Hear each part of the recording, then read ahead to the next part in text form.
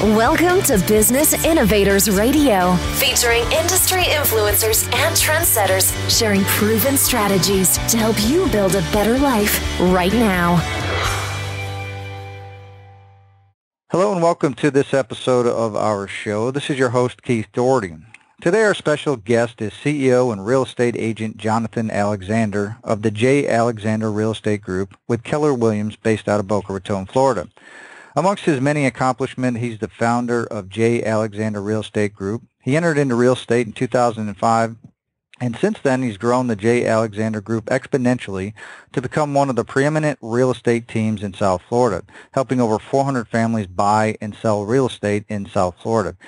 Jonathan is currently ranked in the top 1% of all realtors in South Florida. He's also a member of the ALC, the Agent Leadership Council, and he's a certified luxury home specialist.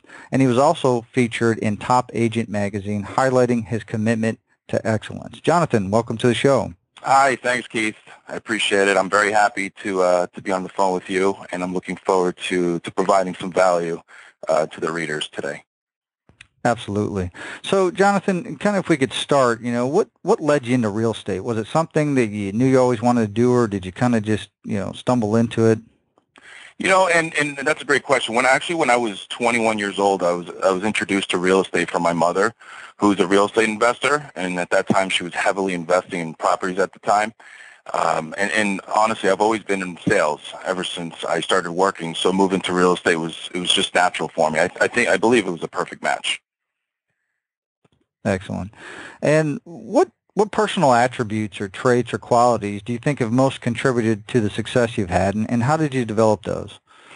Yeah, I feel to be successful in real estate or any business for that matter, you have to have vision, drive, determination. You have to have unwavering focus, and you really have to have the will to succeed at a high level. And as an entrepreneur, I'm sure that many can agree with me on this. It really all starts with having goals, becoming that person that you envision at the top in your mind, and I feel that you have to become that person first before it happens.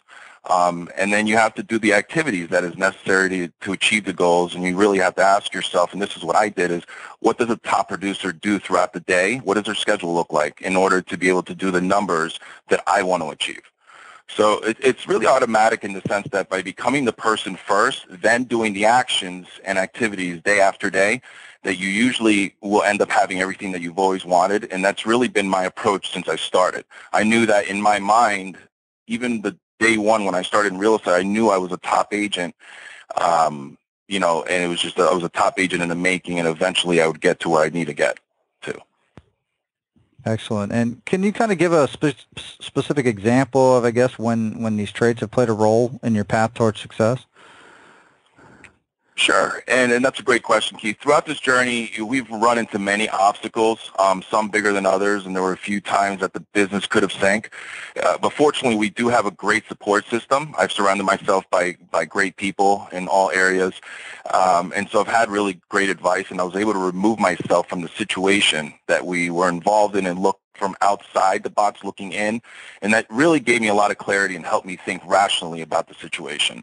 Another trait that I feel is extremely important has been my relentlessness and my determination to succeed. And being in the real estate business, I've been told no thousands of times from all types of people. For example, there have been numerous times where I was going for a listing and I was told no. And now most people, I feel, in that situation would just give up and move on to the next. I would follow up with them monthly or even weekly until they decided to list with me. And I know that 7 no's, this is what they say, 7 no's typically lead to a yes. So a lot of it has to do with being persistent and continually asking for the business. And I think that's really been one of the key traits for helping us in the path towards success. Yeah, I think that's pretty important to point out for everybody, to what Jonathan said there, that he's relentless and he's persistent. And, you brought in the marketing statistic that tends to be an industry standard that people sometimes need 7 to 10 touch points before they'll make a decision. So staying the course, sticking with it, staying on them and moving them closer to that yes, and then not taking the no as personal, right? It sounds like you just stayed the course and you knew eventually, things are going to happen. So I think that speaks volumes there. Absolutely. And a lot of people, Keith, they they're afraid of the no. And it really is just, it's not that the person on the other side of the phone or on the other side of the door is telling you no, they're just saying no to the situation. So it's extremely imperative. It's important for people to understand that they're just saying no to the situation and to not take it personal. And yeah, to just keep the end in mind. Yeah, I think it's another great point there. You pointed out that some people take the rejection, the no as a rejection personally. That I don't want Jonathan. I don't want to work with you, Keith. Versus hey, they're just like you said. It's the situation. It's no at that point in time, but that no, their situation could change the next week, 2 weeks, 3 weeks, and then all of a sudden the situation is different. Now it's a yes. And so I think what he speaks there is also great too. That don't take the no as a personal reflection that they're not turning you away per se, but it wasn't fitting at that point in time. Exactly. So obviously, with the success, is going to come, issues. There's going to be trials and tribulations. So what are some of the major adversities and trials that you've had to overcome to kind of achieve the success that you've had? I would have to say the biggest, probably the biggest obstacle that we've had has been growing our team with highly talented, motivated team players. If you will. Initially, when we got, when you get into the business, you start off as a single agent. Then as the business starts to grow, and you have more clients, you get busier and busier and busier, and you really can't handle it all. So if you don't take care of the situation, it ends up spiraling out of control, and eventually either you end up burning out or your customer service quality drops significantly.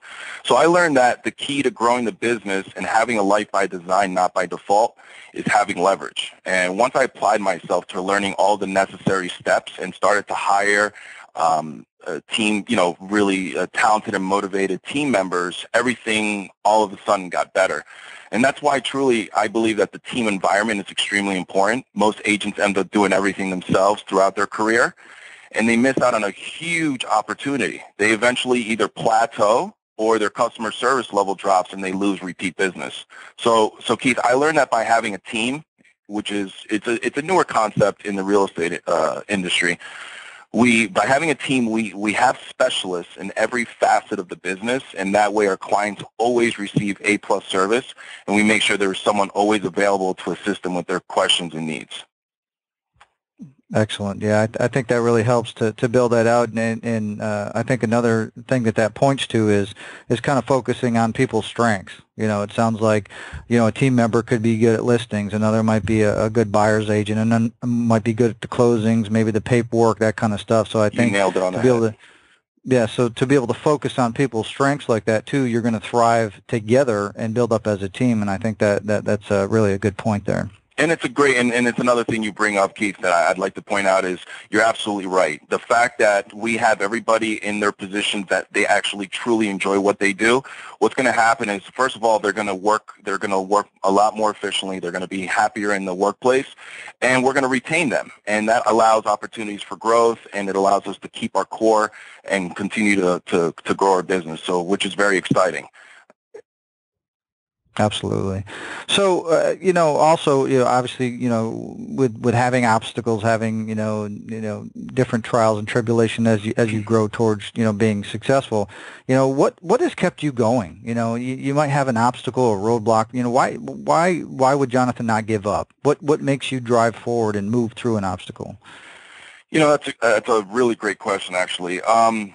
I would say really the number one thing for not giving up is I've really never been a quitter in life. I've always welcomed challenges. I've always took them head on. I go back to the determination and the will to succeed that I had mentioned previously. I'm the type of person, I'm very determined. Anybody that knows me will probably say the same thing. And I know that failure is just not an option. And I'm an extremely positive person and an optimist. I'm always looking at the positive side of things, and I know that from every experience, to me, there's no such thing as failure. To me, it's a learning experience. It's like a book that one of my favorite books by John Maxwell, which is Failing Forward. It's a great book, and it really talks about failing forward in life and learning from your mistakes and from your failures, because that's how we get better. So that's really been that's I would say that's been the biggest thing for me is just knowing that things are always going to get better, and not taking anything personal and focusing on the end result. Yeah, I think what you highlighted there is key to highlight and bring out again is that, failure is a learning experience. It's not necessarily, a setback, but it's a learning experience of like, hey, this didn't work. And you mentioned, Maxwell. Actually, we interviewed a gentleman the other day too, and I liked what he said. He actually said he likes to fail fast, forward frequently. Right. So he wants to just, let me fail as fastly, as quickly as I can. So let me get the obstacles behind me so I can continue to build and move as quickly as possible. It's so true. And I think that's the one of the biggest things from speaking with many agents. I do a little bit of coaching as well. Agents, I feel that they can't fail fast enough. And so they are hesitant. They don't want to take risks, and you can't grow that way. So I think it's very important that people understand that if you're not failing, you're not moving forward. Absolutely. So what do you see your vision for the way you're building the J. Alexander Real Estate Group over the next 5 years? Where do you see things going? So, Keith, our 5-year plan is to have a thriving real estate business even more than we have now, doing over $150 to $200 million a year in volume. We're also looking to expand our business into other markets, which includes capturing market share in other states as well.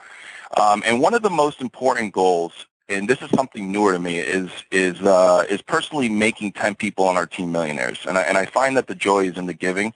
So nothing would make me happier than helping them achieve all of their goals and dreams.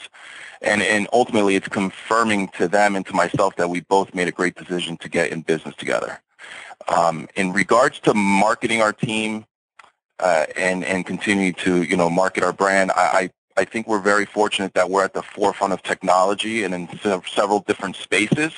One of the things, Keith, is being a little bit younger, 31 years old. I truly believe that we are driven by technology, and I'm also very big into branding. And I feel that it has to reflect who we are and what our business focus is. And so we're continually adding to the online space, whether it be social media, search engine optimization, online reviews. Actually, those have been instrumental in our success. Nowadays, whenever we want a good restaurant, a good movie, or whatever else it may be, we look for reviews online, right? Yeah, absolutely. You look to almost that recommendation or something from whether we know the person or not, right? You see that 4-star review versus if you saw a 1-star and they're like, yeah, the food was crappy, you're not going to go there. Exactly. So, we've been very fortunate and we've obtained several new clients from our reviews. They call us and already know who we are, what we do, what our clients say about us, and the experience that they're going to receive by working with us. So it's definitely been a game changer for us. Yeah, absolutely. So to me personally, as well as our listeners might feel this as well, but, there's, I think sometimes a lot of misconceptions when, becoming an agent. So what do you think the biggest misconception or myth people have about working with an agent is? I'm really glad that you asked that. This is something that we come across all the time. And I think by far the biggest misconception about working with a real estate agent is that we're all created equal and provide the same service. The issue is, Keith, that getting a real estate license is not hard. I'm sure you know that, and our readers know that. That opens up the opportunity for people to get into our industry at really almost no cost. So it's not hard to get into the real estate business. And there aren't many that take the business seriously, unfortunately, and aren't looking to improve their level of service. So when they do get a client, they drop the ball for one reason or another. Could be lack of training, or could be just the lack of self-development. And then what happens is the client gets a bad taste of working with an agent and many times assumes that we're all the same. So it really, if I had to compare a real estate agent, I would probably compare it to a restaurant. You're going to get exceptional service and amazing food at one restaurant, and perhaps the one across the street is the complete opposite, maybe terrible food and crappy service. And that points me back to the question that you asked me before. I truly feel that's why client reviews are super important. That truly tells a story. So I highly encourage anybody that's looking to buy, sell, or even invest in real estate to look up your agent, or if you don't have one, to go online and look up the top agents with the best reviews and interview a few, then pick one. That would be my suggestion. Yeah, I definitely think that my perception, as well as others may hold this true. It seems like the barrier of entry to become an agent is pretty easy, like you said. I mean, you obviously still have to take a little bit of training and pass a test, but I think people have grandeur of, oh, I'm just going to go get my license and become an instant success and be a millionaire because I'm an agent. But when reality, it appears to me that maybe, it's like a 90-10 thing, and maybe even less, that only like 10% of the actual realtors out there like yourself were actually successful, versus the other 90 are kind of just thinking it was all magic and just going to happen for them. Yeah, it's very true. Like you said, the barrier of entry is very slim, and nowadays anybody can get a license. So it's like it goes back to the Pareto principle. Like 20% of the agents do 80% of the business. So that's why I think it's very important for the clients reading that they're listening to this interview, that if you are looking for somebody to go online, or if you don't have somebody that's being referred to you, to go online and search and make sure that you find somebody that you can align yourself with, that has a reputation. And that kind of leads me into my next kind of thought here is kind of give a hypothetical situation. You've kind of covered some of these points, but we'll kind of bring them all together. Is, let's say you get a call from a family member in another state, where obviously you're an agent here in the state of Florida, and they want to sell their house. What advice would you give them if you had to say, okay, here's what you need to do, here's the things you need to ask, and here's what you should look for to find an ideal agent like yourself, how you serve your customers? What would you tell them so that they could best get their needs served? So is this person a local, or are they calling from out of state? No, they'd be from, like, let's say a family member from another state, so it wouldn't be something that you could directly, facilitate for them. Okay, so I would say to them that they need to hire, because a lot of it has to do with visibility. So I would suggest to them that they would have to hire somebody that has the visibility online, somebody that's obviously professional, that has a set marketing plan in place, that's going to do all the different things needed to market a home to get it sold, and somebody that's going to communicate, which I feel is extremely important. That's actually the biggest complaint that most sellers have, is the lack of communication. And unfortunately, there's a lot of agents out there that they'll take a listing and they'll never hear from them again. So I think it's imperative, again, going back to the reviews, to find somebody that specializes in selling homes, because not all agents, like I said, are created equal. There are some agents that are better working with buyers, and then there are certain agents that are better working on the listing side. So I think it's imperative that they find a listing specialist, somebody that does this at a very high level, that could guide them, in the right direction. Absolutely. So let's say someone wants to find out more about you and what you can do in the J. Alexander Real Estate Group. Where's the best place people could go to find out more information? Yes, absolutely. If you're looking to buy, sell, or invest in real estate in South Florida, we would love to help. We cover Palm Beach, Broward, and Miami-Dade. And if you want to find more information about us, or you want to read about us, please go to www.jalexandergroup.com, or you can call us at 561-962-2865. We would love to set up a consultation and see how we can help you with all of your real estate goals. Excellent. Well, I just want to, take a second here to thank you, Jonathan, for taking time out of your busy schedule and coming here today and share your business experience with everybody. Absolutely. Obviously, if anybody's interested, obviously, you're in the South Florida area, like Jonathan said, you go ahead and head over to his site. You'll actually be a link below this interview that you'll be able to click to get in touch with Jonathan, as well as the entire J. Alexander Real Estate Group. So with that said, everybody, thank you again for being part of our show today. Until our next show, have a great day. Thanks for listening to Business Innovators Radio. To hear all episodes featuring leading industry influencers and trendsetters, visit us online at businessinnovatorsradio.com today.